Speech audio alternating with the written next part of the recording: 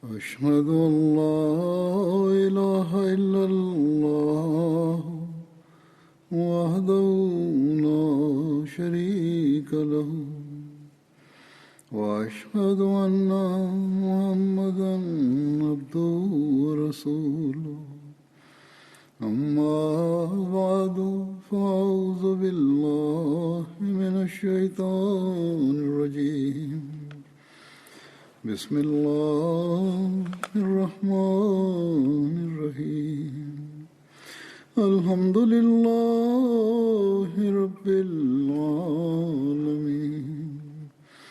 الرحمن الرحيم مالك يوم الدين إياك نعبد وإياك نستعين اهدنا الصراط المستقيم صراط الذين أنعمت عليهم غير المغضوب عليهم ولا الضالين.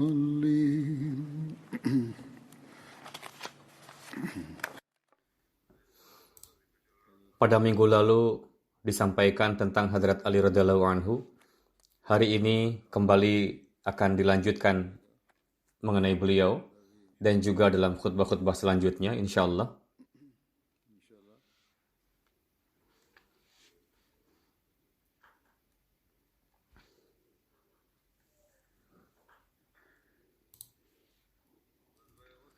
Pada perang Uhud, ketika Ibnu Qamiyah mensyahidkan Hadrat Mus'ab bin Umair, ia beranggapan bahwa dia sudah mensyahidkan Rasulullah sallallahu alaihi wasallam. Dengan demikian dia kembali kepada Quraisy dan berkata bahwa saya sudah membunuh Muhammad sallallahu alaihi wasallam. Ketika Hadrat Mus'ab syahid dan Rasulullah memberikan bendera kepada Hadrat Ali, lalu Hadrat Ali dan Muslim yang lainnya berperang. Dalam riwayat lain diceritakan bahwa pada perang Uhud, pembawa bendera orang-orang musyrik Talha bin Abu Talha menantang Hadrat Ali. Beliau radhiyallahu anhu maju dan menebasnya hingga tumbang ke tanah. Hadrat Ali menebas satu persatu pembawa bendera Laskar Kufar. Melihat satu kelompok kufar, Rasulullah SAW memerintahkan Hadrat Ali untuk menyerangnya. Hadrat Ali membunuh Amru bin Abdullah Jam'i dan membuat mereka berpencar. Kemudian Rasulullah memerintahkan beliau untuk menyerang batalion Quraisy yang lain. Hadrat Ali membunuh Syaibah bin Malik sehingga Jibril berkata, "Ya Rasulullah sallallahu alaihi wasallam, orang-orang ini benar-benar pantas dikasihi." Yakni Jibril berkata mengenai Hadrat Ali. Rasulullah sallallahu alaihi wasallam bersabda, "Betul, Ali dariku dan aku dari Ali." Kemudian Jibril berkata, "Aku berasal dari Anda berdua." Hazrat Ali meriwayatkan, pada perang Uhud, ketika orang-orang menyingkir dari Rasulullah, saya mulai memeriksa mayat para syuhada dan saya tidak menjumpai Rasulullah di antaranya. Saya berkata, sumpah demi Tuhan, Rasulullah SAW tidak kabur dan tidak pula saya mendapati beliau di antara syuhada. Namun Allah Ta'ala marah kepada kita semua sehingga dia mengangkat nabinya. Jadi sekarang sebaiknya saya berperang sehingga saya terbunuh. Kemudian saya menghancurkan sarung pedang saya dan menyerang kufar. Mereka kocar-kacir ke sana kemari, maka apa yang saya lihat? Ternyata Rasulullah SAW ada di tengah-tengah mereka. Ini kisah cinta dan kecintaan dan kesetiaan yang sudah dimulai sejak kecil dan menampakkan wujudnya dalam setiap kesempatan. Berkaitan dengan luka yang dialami Rasulullah Sallallahu Alaihi Wasallam dalam perang Uhud, dalam sebuah riwayat diceritakan bahwa kepada Hadrat Sahal bin Sa'ad ditanya tentang luka Rasulullah. Beliau berkata, "Jika kamu bertanya padaku, maka sumpah demi Tuhan, aku benar-benar mengetahui siapa yang mencuci luka Rasulullah, yakni semua pemandangan ini terjadi di depan mataku. Aku tahu siapa yang menyiramkan air dan siapa yang mengoleskan obat." Hadrat Sahal berkata, "Putri Hadrat Rasulullah SAW, Hadrat Fatimah yang mencuci luka, dan Hadrat Ali yang menyiramkan airnya."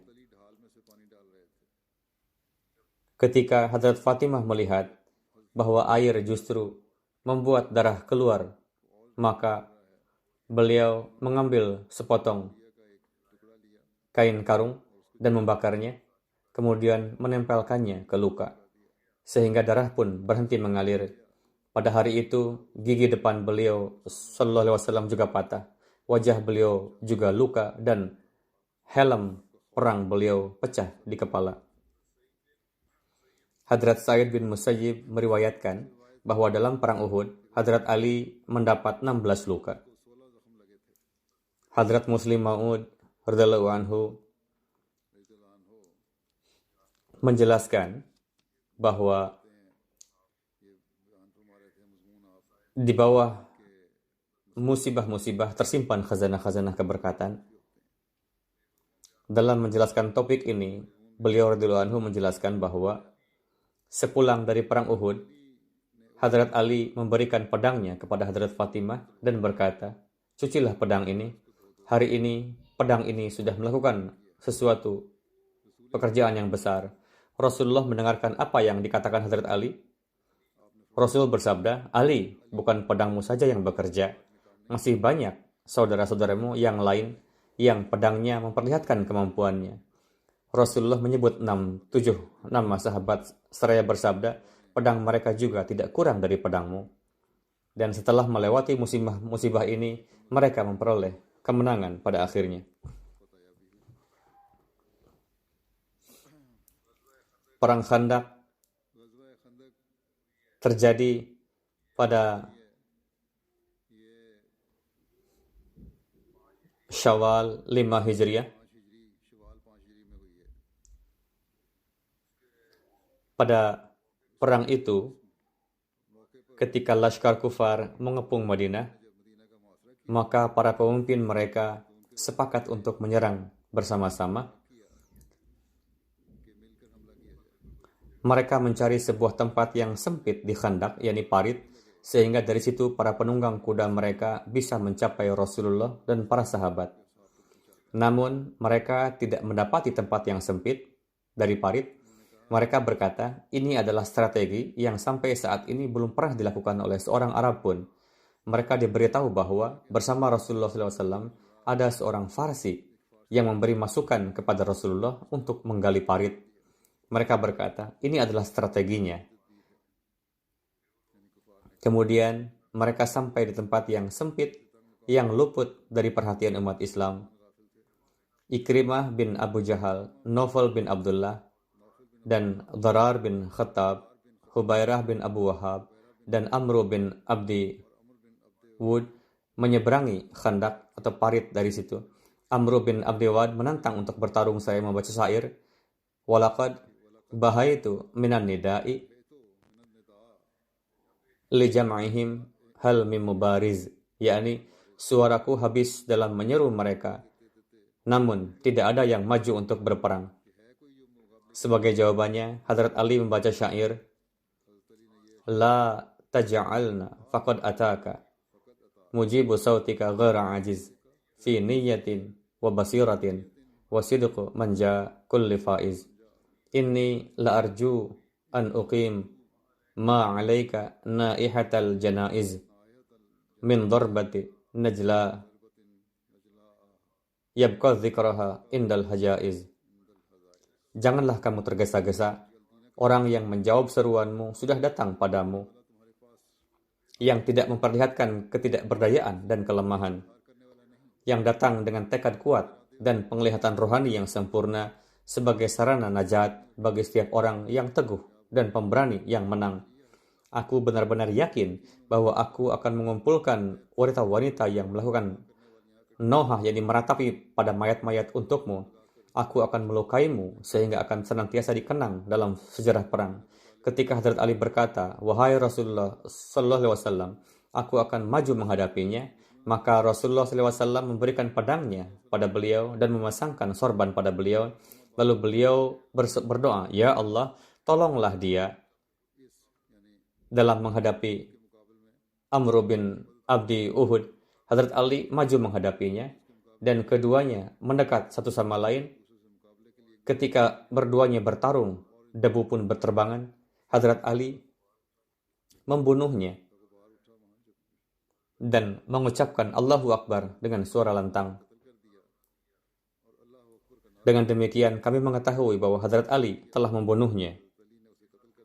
Teman-temannya melarikan diri dan berhasil menyelamatkan diri berkat kuda-kudanya.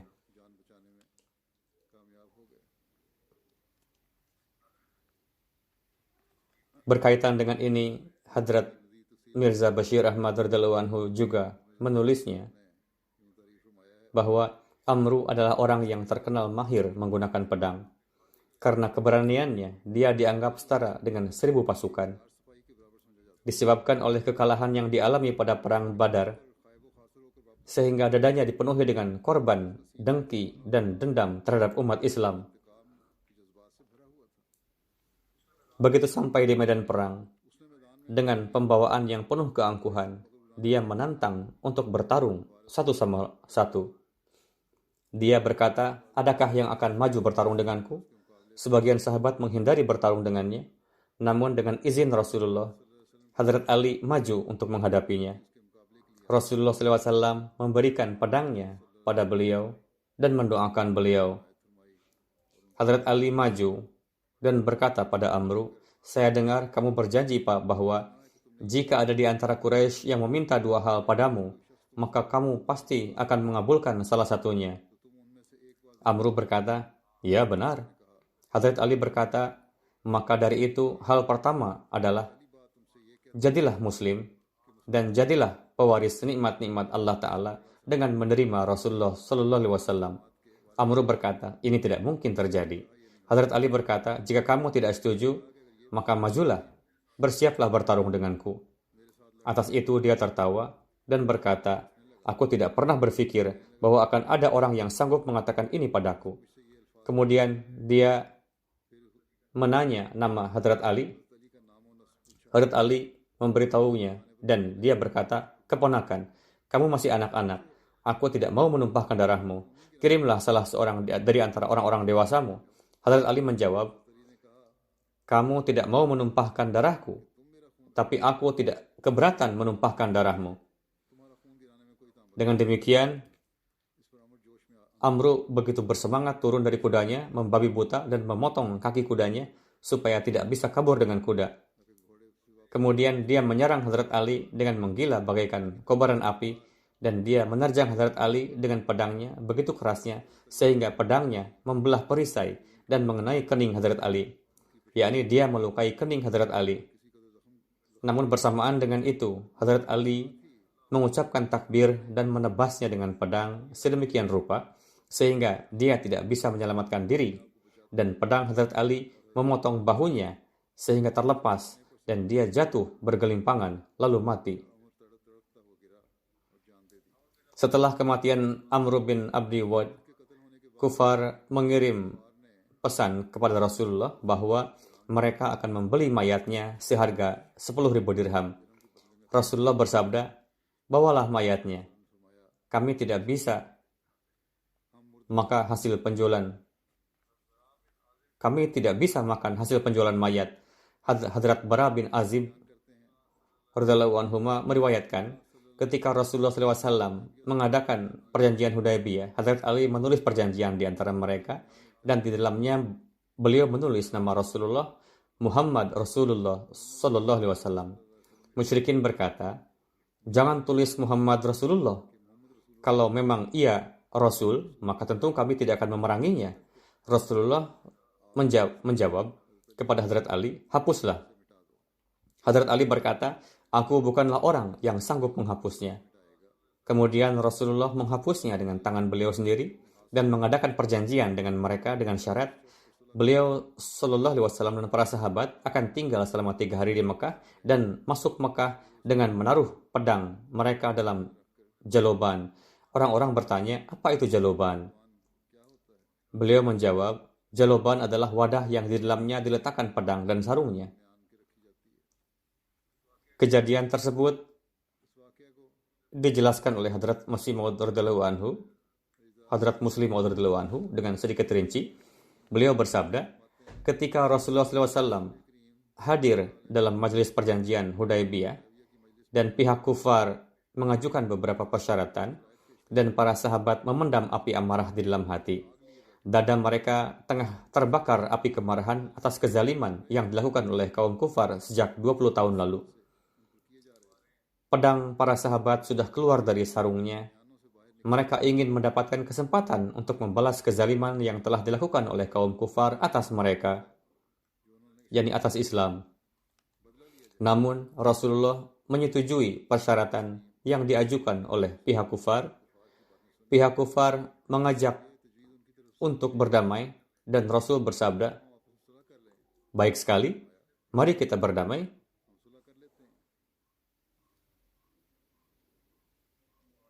Pihak kufar menetapkan beberapa syarat, di antaranya, pertama, tahun ini kalian, yakni umat Islam, tidak bisa melakukan umrah. Rasul bersabda, baiklah, tahun ini kami tidak akan umrah. Syarat kedua, ketika kaum muslim melakukan umrah pada tahun berikutnya, tidak dapat tinggal lebih dari 3 hari di Mekah. Rasul bersabda, baiklah, saya setuju dengan persyaratan tersebut. Syarat ketiga, umat muslim tidak diizinkan untuk memasuki Mekah dengan membawa senjata. Rasul bersabda, baiklah, kami tidak akan masuk ke Mekah dengan membawa senjata. Saat itu tengah menempuh perjanjian. Saat itu hati para sahabat tengah diliputi api kemarahan. Namun mereka tidak dapat berbuat apa-apa. Hadrat Ali ditetapkan untuk menulis surat perjanjian. Hadrat Ali menulis, pihak pertama yang mengisi perjanjian adalah Muhammad Rasulullah Sallallahu Alaihi Wasallam dan para sahabatnya. Sedangkan pihak kedua adalah tokoh Anu dan Anu dari Mekah. Mendengar sebutan Rasulullah, pihak kufar emosi dan berkata, kami tidak dapat mentolerir hal ini karena kami tidak meyakini Muhammad sebagai Rasulullah. Jika seandainya kami meyakini hal ini, buat apa juga kami bertempur dengannya? Adapun kami tengah membuat perjanjian dengan beliau sebagai Muhammad bin Abdullah, bukan sebagai Muhammad Rasulullah. Untuk itu, sebutan Rasulullah tidak bisa dituliskan dalam surat perjanjian ini. Saat itu emosi para sahabat sudah mencapai puncaknya dan amarah mereka membuat mereka bergetar. Para sahabat beranggapan, sekarang Allah Ta'ala memberikan satu kesempatan lagi dan Rasulullah tidak akan menyetujuinya. Sehingga kita akan mendapatkan kesempatan untuk bertempur dan melampiaskan kekesalan hati pada mereka. Namun ternyata Rasulullah bersabda, benar apa yang mereka katakan. Coret saja, kata Rasulullah dari surat tersebut. Rasul bersabda kepada Hadrat Ali, Ali, coret saja, kata Rasulullah. Namun Hadrat Ali merupakan teladan yang sangat luhur dalam memperlihatkan kesetiaan dan ketaatan. Hatinya bergetar.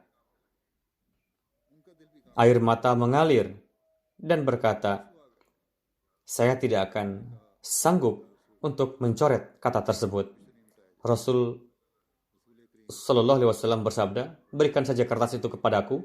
Lalu Rasulullah mengambil kertasnya dan mencoret kata Rasulullah dengan tangan beliau sendiri.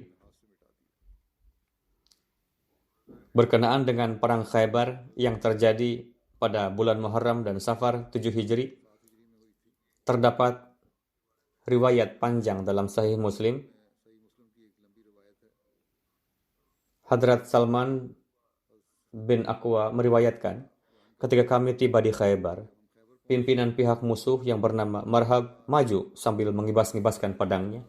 Ia berkata, Khaybar tahu bahwa aku adalah Marhab, pemberani dan berpengalaman. Perawi berkata,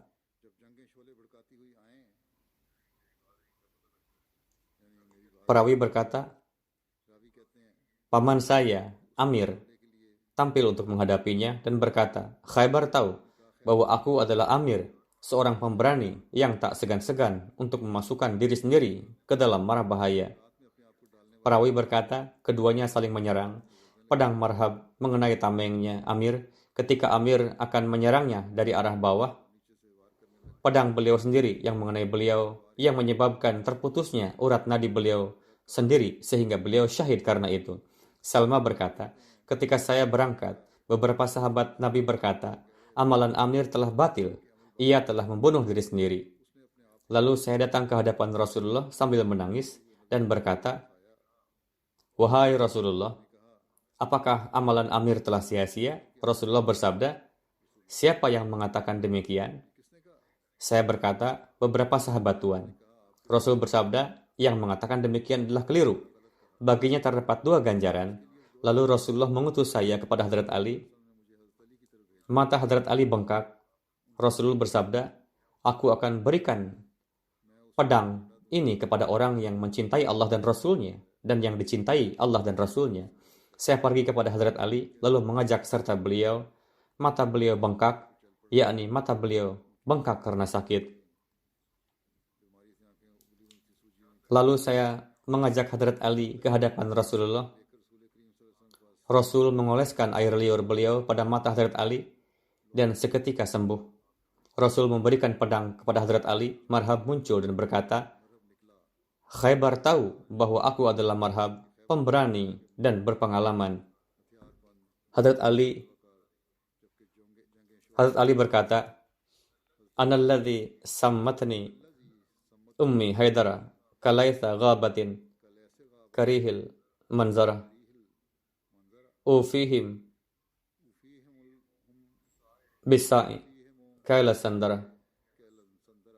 Artinya, ibuku menamaiku Haidar, seperti singa hutan yang berwajah garang. Aku mengganti satu sa dengan sandra. Ini merupakan satu perumpamaan bahasa Arab yang artinya mungkin saja sebagai ganti satu sir itu dengan 1,4 sir. Perumpamaan yang digunakan dalam bahasa Urdu untuk yakni membalas bata dengan batu.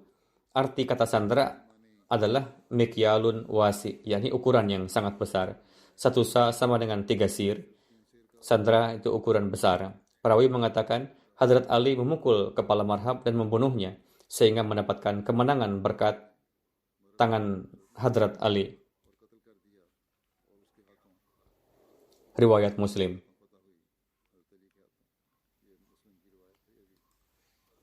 Dalam menjelaskan kisah ini, Hadrat Muslim Ma'ud radhiyallahu anhu bersabda, pada perang Khaybar, Hadrat Ali mendapatkan kesempatan. Rasulullah sallallahu alaihi wasallam bersabda, pada hari ini saya akan memberikan kesempatan kepada orang yang mencintai Allah Ta'ala dan yang dicintai Tuhan. Aku akan serahkan pedang pada orang yang Allah berkati. Hadrat Umar berkata, saat itu aku ada dalam majlis tersebut, lalu saya tinggikan leher saya. Mungkin dengan begitu Rasulullah akan melihat saya dan memberikan pedang tersebut kepada saya. Namun meskipun beliau melihat saya, tapi tetap terdiam. Lalu saya tinggikan lagi kepala saya dan Rasul mengarahkan pandangan kepada saya dan terdiam. Hingga datang Ali, mata beliau sedang kesakitan. Rasulullah bersabda, Ali, maju kemari. Hadrat Ali menghadap Rasulullah, lalu Rasulullah mengusapkan air liur beliau pada mata Hadrat Ali dan bersabda, semoga Allah Ta'ala menyembuhkan matamu, ambillah pedang yang Allah Ta'ala serahkan padamu ini. Pada tempat lain, Hadrat Muslim Ma'ud menjelaskan riwayat tersebut bahwa sekitar 5 bulan setelah kembali dari peristiwa Hudaybiyah, Rasulullah memutuskan supaya Yahudi dikeluarkan dari Khaybar yang berjarak cukup jauh dari Madinah. Dari tempat tersebut juga dapat merencanakan konspirasi dengan mudah untuk menentang Madinah. Lalu beliau Sallallahu Alaihi Wasallam berangkat ke Khaybar bersama dengan 1.600 sahabat pada bulan Agustus 628. Khaybar merupakan kota yang tertutup dengan benteng. Pada keempat penjurunya terdapat tembok benteng. Tidaklah mudah untuk menaklukkan kota yang kokoh seperti itu dengan jumlah pasukan yang sedikit. Jika area yang kecil saja dapat ditaklukkan setelah pertempuran kecil saja, namun ketika Yahudi bersatu lalu berada di balik benteng pusat kota, maka segala upaya untuk menaklukkannya bisa sia-sia. Suatu hari Rasulullah dikabarkan oleh Allah Ta'ala bahwa penaklukan kota tersebut telah ditakdirkan dengan perantaraan Hazrat Ali. Rasul mengumumkan pada pagi hari, saya akan berikan bendera hitam ini kepada orang yang dicintai oleh Tuhan, Rasulnya, dan umat Islam. Allah Ta'ala telah menakdirkan penaklukan kota ini melalui perantaraan orang tersebut. Pada pagi berikutnya, Rasulullah memanggil Hazrat Ali dan menyerahkan bendera tersebut kepada Hazrat Ali, lalu menyerang benteng dengan membawa laskar sahabat. Meskipun Yahudi berada di balik benteng yang tertutup, namun pada saat itu Allah Ta'ala menganugerahkan kekuatan sedemikian rupa kepada Hazrat Ali dan para sahabat, sehingga benteng dapat ditaklukkan sebelum tiba waktu sore.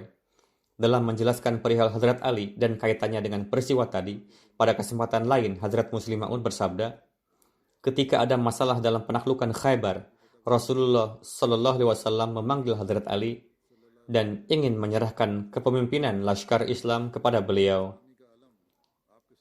Namun saat itu mata Hazrat Ali tengah sakit. Di sini disinggung juga mengenai sakitnya mata beliau dan disebabkan oleh sakit parah sehingga mata beliau bengkak. Ketika Rasulullah SAW melihat Hazrat Ali dalam kondisi demikian, lalu bersabda, kemarilah. Lalu Hazrat Ali menghadap.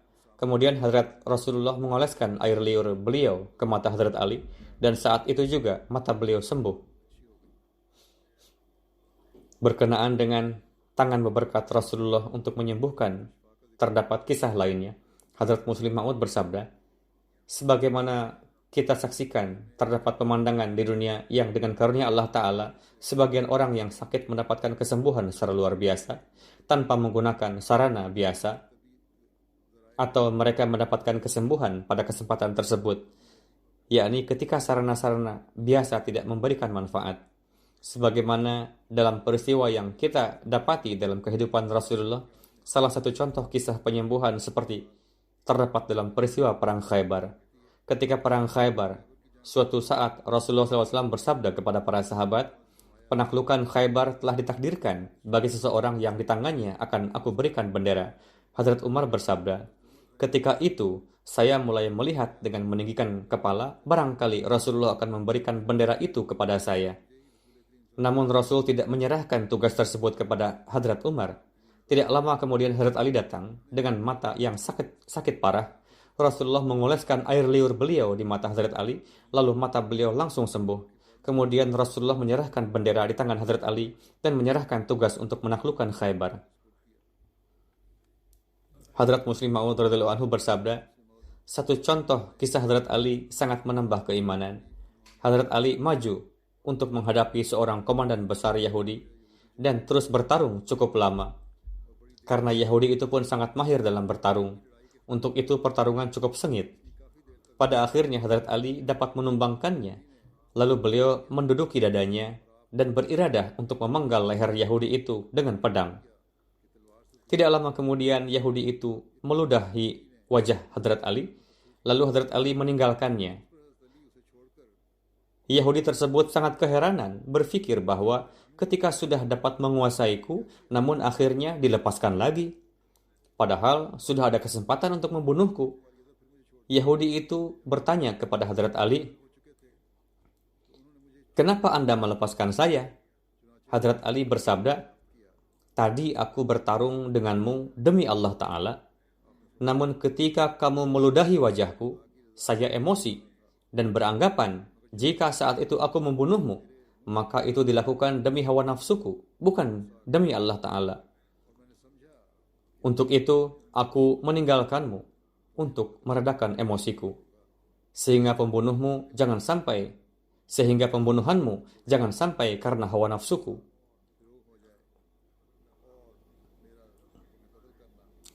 Betapa luar biasanya sikap beliau tersebut. Ketika di medan perang, beliau meninggalkan musuh yang ganas semata-mata karena jangan sampai pembunuhannya dilakukan karena hawa nafsunya, padahal seharusnya dilandasi demi untuk meraih keridhaan Allah Ta'ala.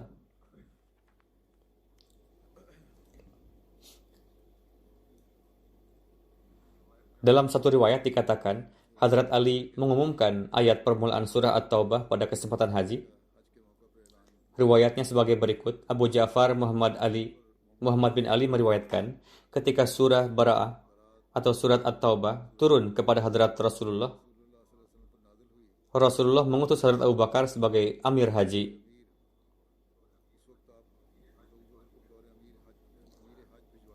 Disampaikan kepada Rasulullah, "Wahai Rasulullah, jika Tuhan mengirimkan surat At-Taubah ini kepada Hadrat Abu Bakar supaya beliau membacakannya di sana." Rasul bersabda, "Tidak ada yang dapat melakukan tugas ini dari pihakku selain dari salah seorang dari antara ahli baitku." Lalu Hadrat Rasulullah memanggil Hadrat Ali dan bersabda, "Bawalah apa yang dijelaskan pada permulaan surah At-Taubah, lalu umumkanlah ketika orang-orang berkumpul pada saat kurban di Mina bahwa tidak ada seorang kafir yang masuk ke surga. Dan setelah tahun itu, seorang musyrik pun tidak diizinkan untuk berhaji, tidak juga diizinkan untuk bertawaf di Baitullah dengan tubuh telanjang. Dan siapapun yang telah mengadakan perjanjian dengan Rasulullah, periode itu akan dipenuhi." Lalu Hadrat Ali menaiki unta Rasulullah yang bernama Azba dan berangkat. Di jalan beliau menjumpai Hadrat Abu Bakar.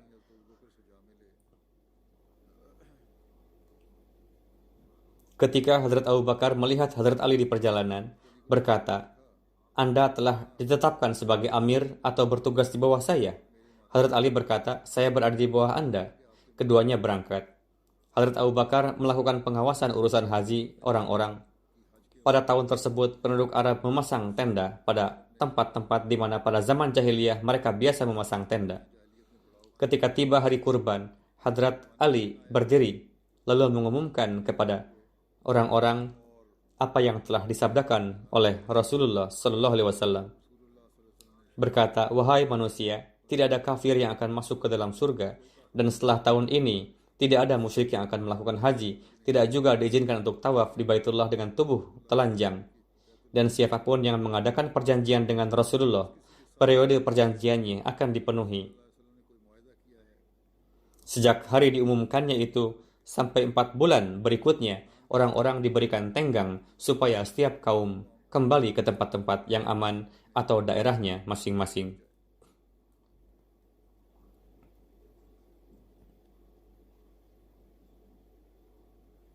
Selanjutnya, tidak akan ada lagi perjanjian untuk orang musyrik manapun dan tidak juga tanggung jawab terkecuali perjanjian yang ada pada Rasulullah untuk suatu masa tertentu, yakni periode perjanjian yang masih ada. Selain perjanjian tersebut, tidak akan ada lagi perjanjian baru. Akan dipenuhi sampai batas waktunya. Setelah tahun itu, tidak ada seorang musyrik pun yang beribadah haji. Tidak juga ada yang bertawaf dengan telanjang. Lalu Hadrat Abu Bakar dan Hadrat Ali keduanya menghadap Rasulullah Sallallahu Alaihi Wasallam.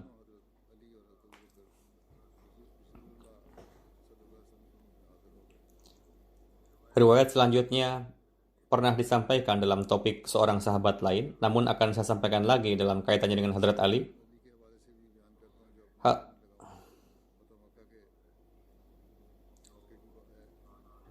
Pada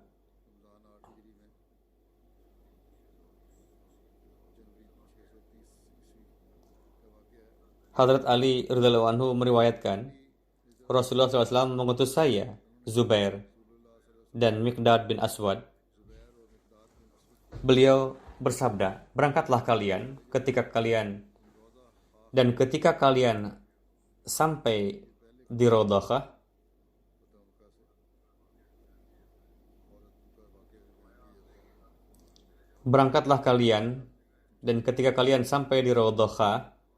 di sana ada seorang wanita yang tengah mengendarai unta. Dia membawa sepucuk surat. Ambillah surat itu darinya. Lalu kami berangkat, lalu kuda kami berlari kencang dan membawa kami ke Raudhah. Apa yang kami lihat di sana? Di sana ada seorang wanita yang sedang menunggangi unta.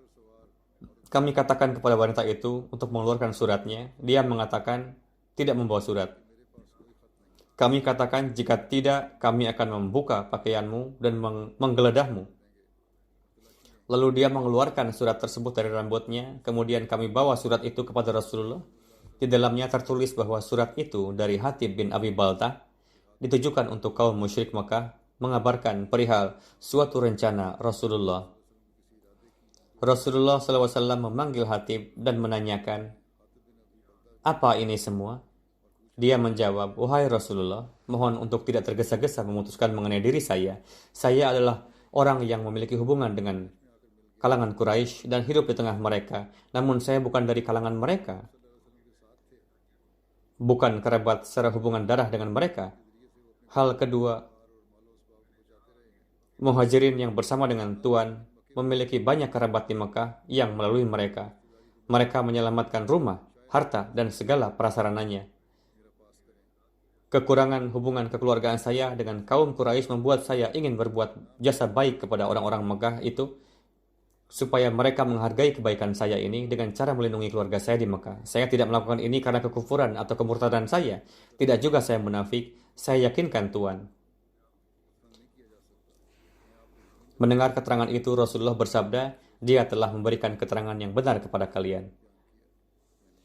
Dalam menjelaskan peristiwa tersebut, Hadrat Muslim Maud radhiyallahu anhu bersabda, hanya seorang sahabat lugu, lemah, yang menulis surat kepada penduduk Mekah menyampaikan bahwa Rasulullah beriradah untuk berangkat dengan membawa 10.000 laskar.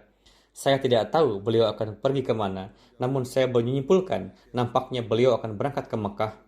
Saya memiliki beberapa karib kerabat di Mekah. Saya berharap supaya kalian, yakni penduduk Mekah, dapat menolong kerabatku itu dalam keadaan sulit dan tidak membiarkan kesulitan menimpa mereka. Belum saja surat tersebut tiba di Mekah, Rasulullah memanggil Ali pada pagi hari dan bersabda, kalian pergi ke suatu tempat karena Allah Ta'ala telah mengabarkan padaku. Di tempat tersebut ada seorang wanita yang tengah mengendarai kuda. Dia membawa sepucuk surat yang akan disampaikannya kepada penduduk Mekah. Kalian ambil saja surat tersebut dari wanita itu dan segera bawa kepada saya. Ketika mereka akan pergi, Rasul bersabda, kalian jangan bersikap keras pada wanita itu. Paksa dia dan katakan bahwa kamu membawa surat. Namun jika ia tetap tidak mau mengaku dan upaya kamu tidak mempan, maka kamu bisa bersikeras padanya.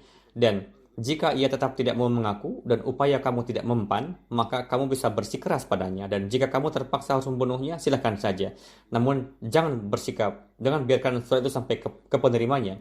Lalu Hadrat Ali berangkat ke tempat itu. Wanita itu ada di tempat tersebut dan mulai menangis dan bersumpah dengan mengatakan, apakah aku pembangkang, penipu? Silakan saja kalian geledah. Lalu mereka menggeledah sakunya dan membongkar barang-barangnya, namun tidak menemukan surat. Sahabat berkata, nampaknya dia tidak membawa surat itu. Hadrat Ali geram dan berkata, diam kamu. Demi Tuhan, Rasul tidak mungkin berdusta. Lalu Hadrat Ali berkata kepada wanita itu, Muhammad Rasulullah SAW berkata bahwa kamu membawa suratnya, dan demi Tuhan, aku tidak sedang berdusta. Lalu Hadrat Ali mengeluarkan pedang dan berkata, kamu cepat keluarkan surat itu, atau jika untuk mencarinya, aku terpaksa harus menelanjangimu pun, aku akan lakukan.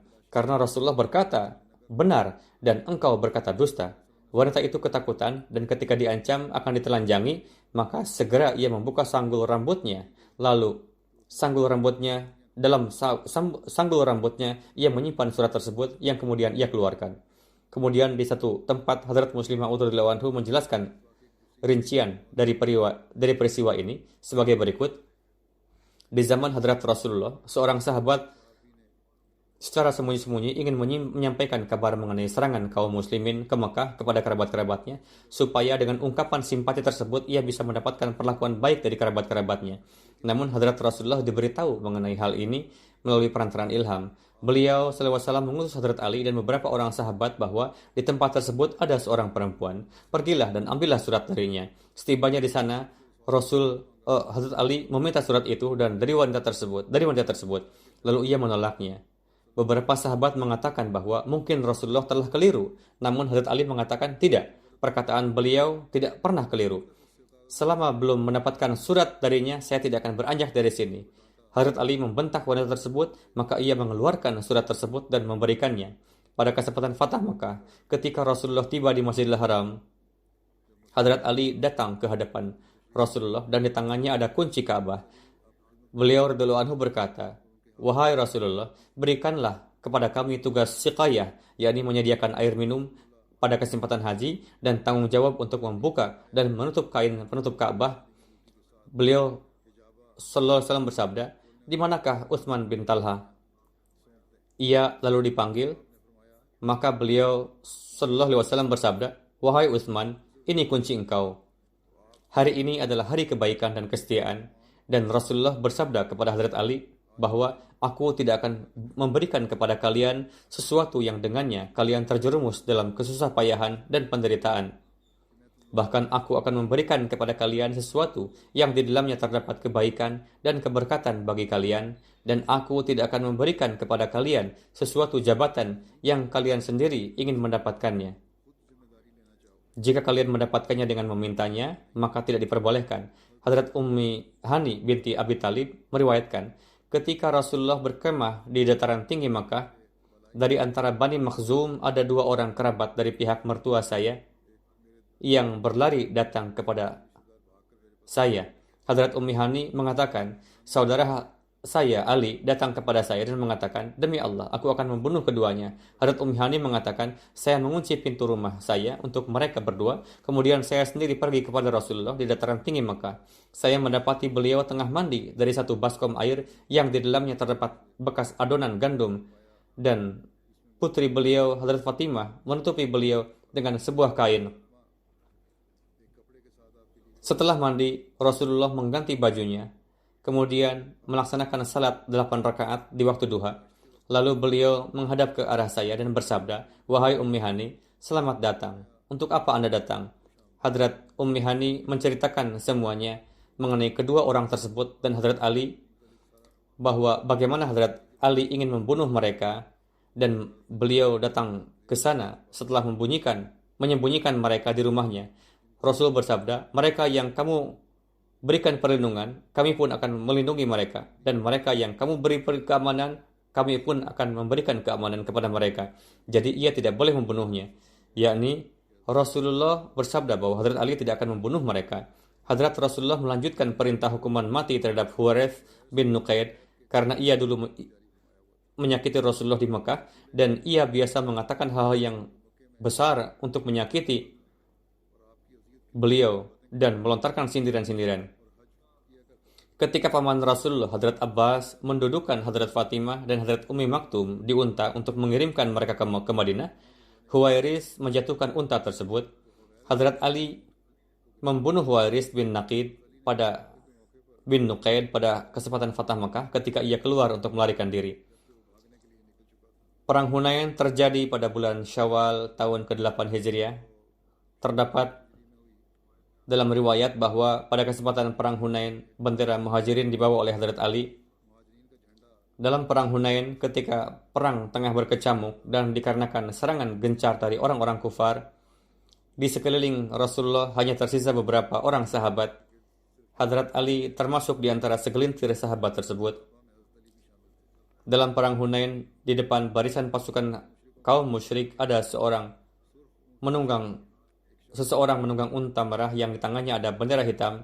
Bendera ini diikat pada sebuah tombak yang sangat panjang. Banu Khawazin berada di belakang orang tersebut. Ketika ada orang yang mendekatinya, ia segera menghujamkan tombak kepadanya, dan jika ia selamat dari hujaman tombaknya, maka dengan mengangkat tombaknya, ia memberikan isyarat pada orang-orang di belakangnya. Lalu mereka mengeroyoknya dan tetap berada di belakang orang yang mengendari unta merah tersebut. Dengan cara seperti itulah orang ini terus melakukan serangannya, hingga Hadrat Ali dan seorang Ansari berhadapan dengannya, dan mereka maju untuk membunuhnya. Hadrat Ali datang dari belakangnya dan menebas pangkal paha untanya, yang akibatnya unta itu jatuh tersungkur.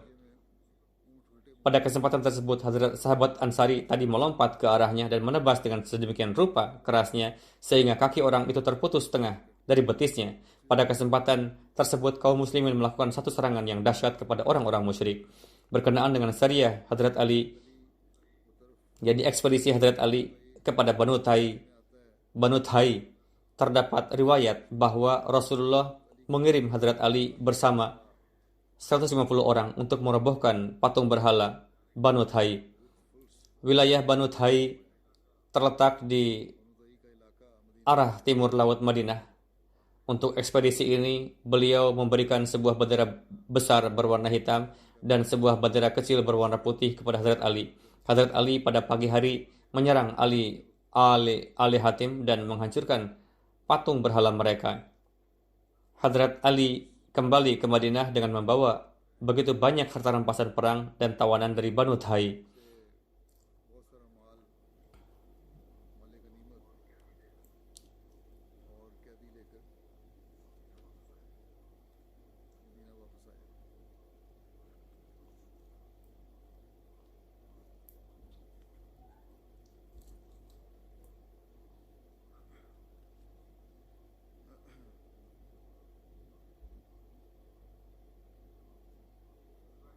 Perang Tabuk terjadi pada bulan Rajab 9 Hijriah. Mengenainya terdapat riwayat bahwa Mus'ab bin Sa'ad meriwayatkan dari ayahnya bahwa Rasulullah SAW berangkat menuju Tabuk dan menetapkan Hadrat Ali sebagai wakil beliau di Madinah. Hadrat Ali berkata, "Apakah Anda pergi meninggalkan saya bersama wanita dan anak-anak?" Rasul bersabda, "Tidakkah engkau merasa senang kedudukanmu dariku adalah bagaikan Harun dari Musa? Hanya saja tidak ada nabi setelahku." Dalam menjelaskan peristiwa ini, Hadrat Muslim Maud bersabda, "Suatu kali Hadrat Rasulullah SAW pergi berperang dan menjadikan Hadrat Ali sebagai wakil di belakang beliau SAW. Di belakang hanya ada orang-orang munafik yang tersisa. Dikarenakan hal ini, beliau takut dan datang ke hadapan Rasulullah dan mengatakan, 'Bawa jugalah saya.' Rasul menenangkan dan bersabda, 'Ala tarda an takuna minni bimanzilati Haruna min Musa, illa annahu laisa nabiyyan ba'di.' Yakni dariku meraih kedudukan seperti halnya Harun dan Musa. Suatu hari engkau juga seperti halnya Harun akan menjadi khalifahku. Namun meskipun adanya persamaan ini, engkau bukanlah nabi." Mengenai diutusnya Hadrat Ali ke Yaman oleh Hadrat Rasulullah, terdapat riwayat sebagai berikut. Pada 10 Hijriah, Rasulullah SAW mengutus Hadrat Ali ke Yaman. Sebelumnya Rasulullah telah mengirim Hadrat Khalid bin Walid kepada penduduk Yaman untuk menyeru mereka kepada Islam, namun mereka menolak. Kemudian atas hal itu, beliau mengirim Hadrat Ali. Hadrat Ali membacakan surat beliau kepada penduduk Yaman, kemudian hanya dalam satu hari seluruh Hamdan menerima Islam. Hadrat Ali menulis surat kepada Hadrat Rasulullah mengenai masuk Islamnya mereka. Maka beliau mengulangi kalimat ini hingga 3 kali, yakni keselamatan atas Hamdan. Keselamatan atas Hamdan. Hamdan adalah sebuah kota di Yaman yang terletak di arah tenggara kota Madinah, berjarak kurang lebih 11,5 km dari Madinah. Kemudian setelah itu penduduk Yaman pun menerima Islam dan Hadrat Ali menulis mengenai hal ini kepada Rasulullah. Atas hal ini Rasulullah melakukan sujud syukur. Hadrat Ali meriwayatkan bahwa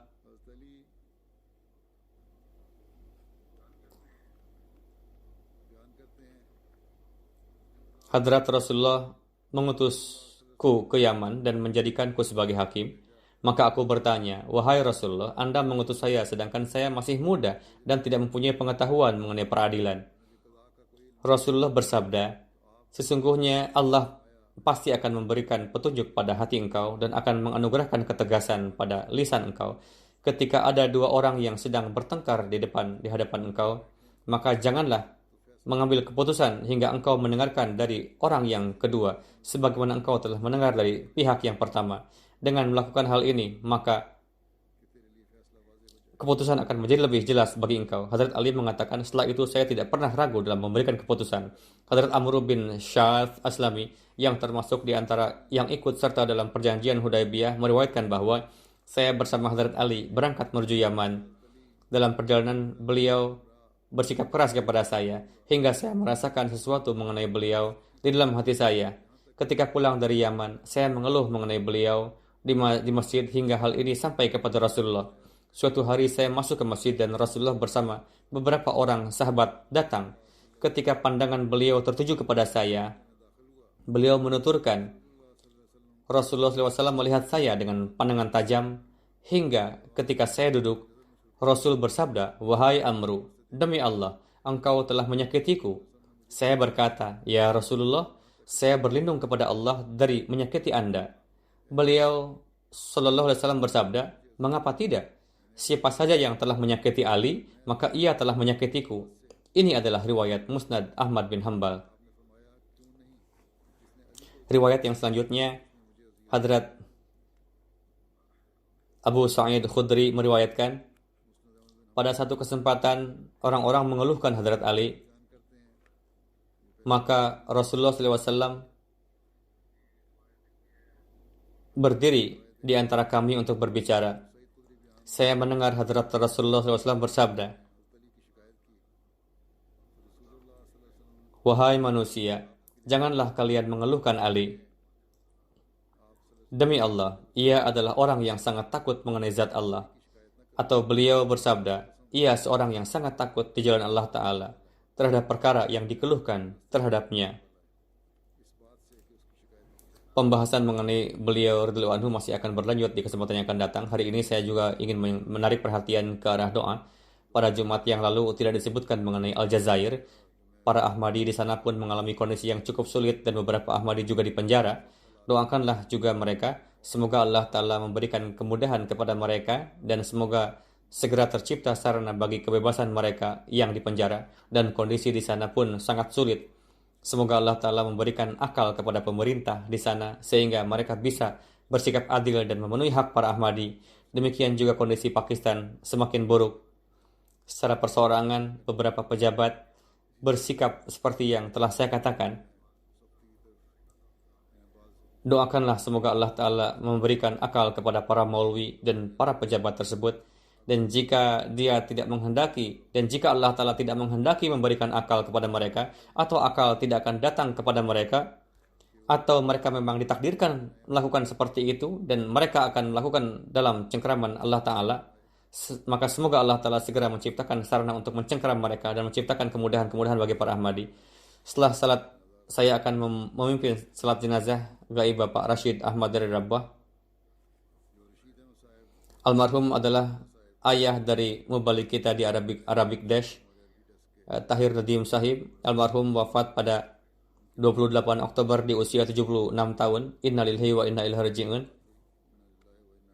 Ahmadiyah masuk ke dalam keluarga beliau melalui kakek beliau, Hadrat Abdul Ghafur Sahib, yang mana beliau bersama dengan sesepupunya Hadrat Maulwi Allah Data Sahib pergi ke Kadian pada tahun 1891 sampai 92 dan baiat di tangan Hadrat Masih Maud alaihi salam. Hadrat Maulwi Allah Data Sahib seorang alim yang terpelajar dan sebelum penawaan pun telah sering bertemu dengan Hadrat Masih Maud alaihi salam. Beliau melihat di dalam mimpi bahwa bendera Hadrat Muhammad Rasulullah SAW dipegang di tangan Hadrat Masih Maud alaihi salam.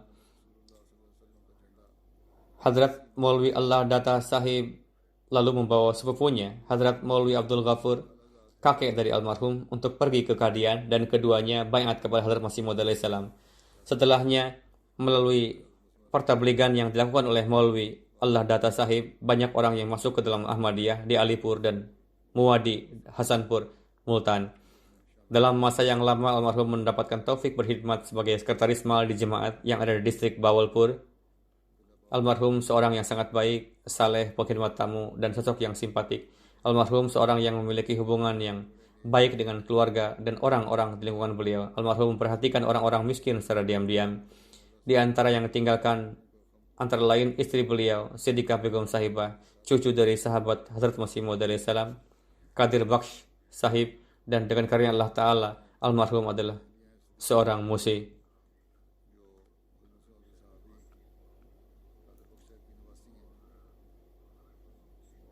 Selain itu, beliau meninggalkan 3 orang putri dan 2 orang putra. Putra almarhum, sebagaimana yang telah saya sampaikan, seorang wakaf Zindagi. Pembalik kita yang berkhidmat di Arabic Desk di sini. Semoga Allah Ta'ala memberikan rahmat dan ampunannya kepada almarhum dan meninggikan derajat almarhum.